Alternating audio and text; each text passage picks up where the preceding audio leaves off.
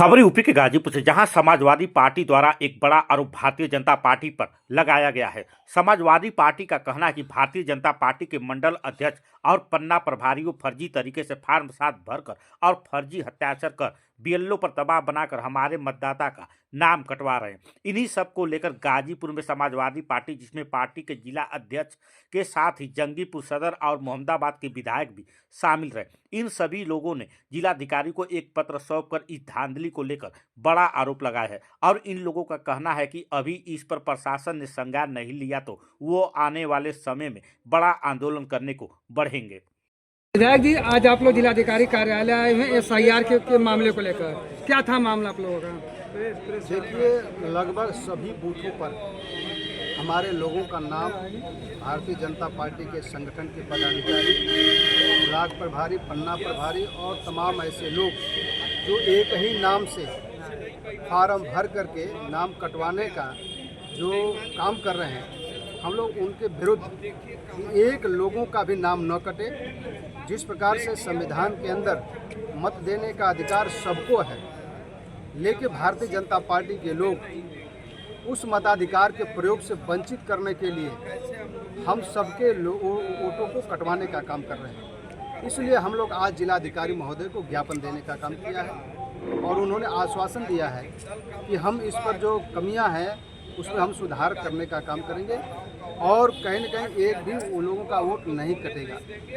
लेकिन हम सबको डर है, भय है और चिंता है कि प्रशासन के लोग और जो भारतीय जनता पार्टी के लोग हैं उनके दबाव में प्रशासन यहाँ का आ जाएगा और हमारे वोटरों का जो है वोट कटवाने का काम करेगा। इसलिए हम लोग अपने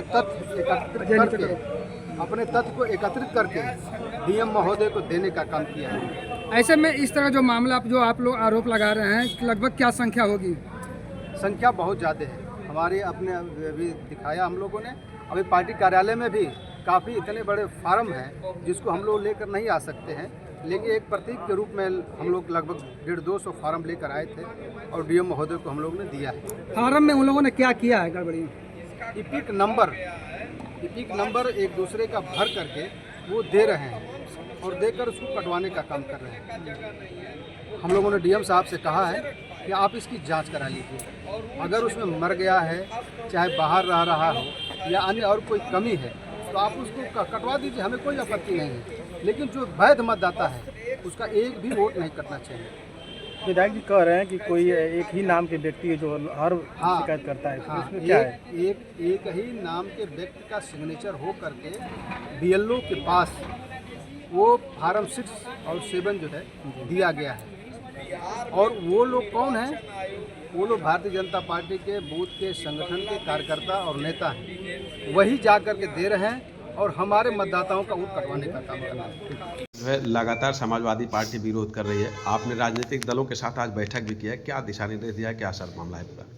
देखिए, कुछ कई कतिपय बूथों पर फॉर्म 7 के माध्यम से आपत्तियां प्राप्त हुई, तो उस आपत्ति को लेके कुछ इनकी जो शंकाएं थी, समाजवादी पार्टी के कुछ लोग आके मुझसे मिले भी थे, प्रतिनिधिमंडल मिला था और आज ही मैंने सभी पार्टी के पदाधिकारियों की बैठक भी बुलाई थी।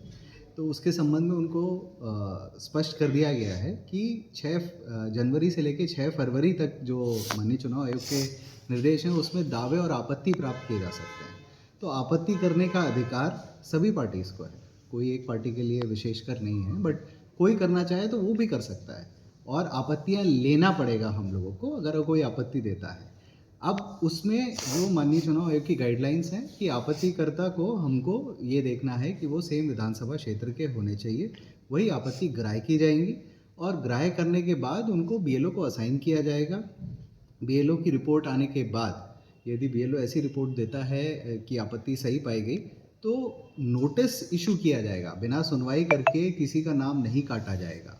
ये चीज़ हम लोगों ने स्पष्ट रूप से उनको बताई, अवगत कराया, पूरी प्रक्रिया बताई है और जिससे काफ़ी संतुष्ट भी थे। और इसमें जैसा पुनः आप लोगों के माध्यम से बताना चाहूँगा कि आपत्ति प्राप्त होने के बाद बिना नोटिस के, बिना सुनवाई के किसी का भी नाम नहीं काटा जाए। सर, इन लोग का ये आरोप है कि एक ही नाम के व्यक्ति जो है कई आपत्तियां दिए हुए हैं। इसमें भी कोई आपत्ति करने का अधिकार के लिए कोई समय या मतलब कोई नंबर निर्धारित नहीं है। कि एक आदमी इतनी ही आपत्तियां कर सकता है। अगर कोई आपत्ति उस विधानसभा क्षेत्र का है तो वो आपत्ति कर सकता है, उसके लिए कोई नंबर या समय वो निर्धारित नहीं है।